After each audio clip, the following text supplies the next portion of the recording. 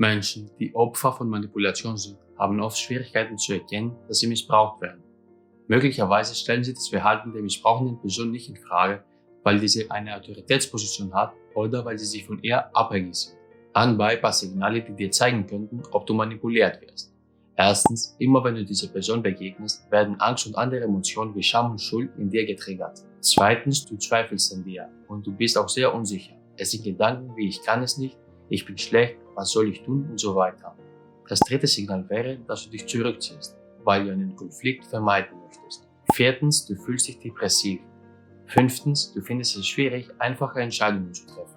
Sechstens, du entschuldigst dich sehr oft, ohne wirklichen Grund. Siebtens, du verteidigst das Verhalten der missbrauchenden Person, weil du Angst hast. Achtens, du fühlst dich hoffnungslos, wertlos oder inkompetent. Neuntens, du fürchtest Nein zu sagen und wenn du Nein sagst, fühlst du dich schuldig.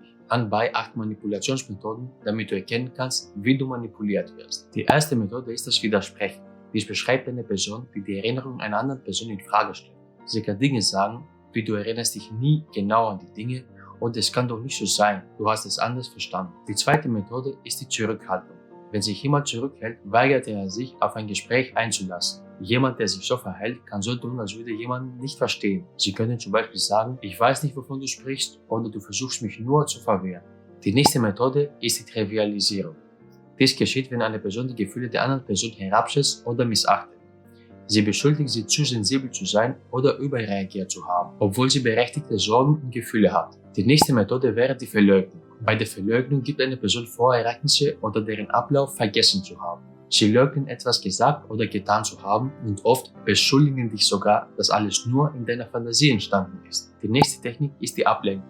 Bei dieser Technik ändert die Person den Schwerpunkt einer Diskussion oder wechselt das Thema und stellt stattdessen die Glaubwürdigkeit der anderen Person in Frage. Sie könnte zum Beispiel sagen, das ist nur eine weitere verrückte Idee, die du von deinen Freunden hast. Die nächste Methode ist die Schuldzuweisung. Sie sagen, dass sie dich besser behandeln würden, wenn du dich nur anders verhalten würdest.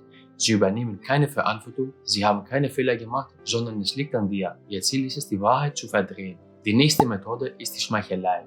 Sie täuschen einen Lob vor, um ihren Wunsch zu erfüllen. Sie sagen zum Beispiel, du bist so lieb, könntest du mir bitte diese Tasche kaufen? Oder du machst deine Arbeit richtig gut, könntest du noch diese Aufgaben übernehmen?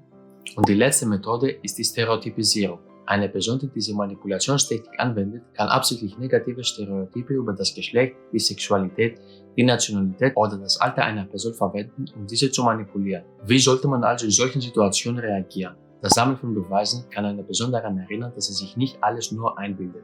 Diese Beweise können auch später nützlich sein, wenn eine Person beschließt, rechtliche Schritte einzuleiten. Ich empfehle euch, alles was geschieht genau aufzuschreiben.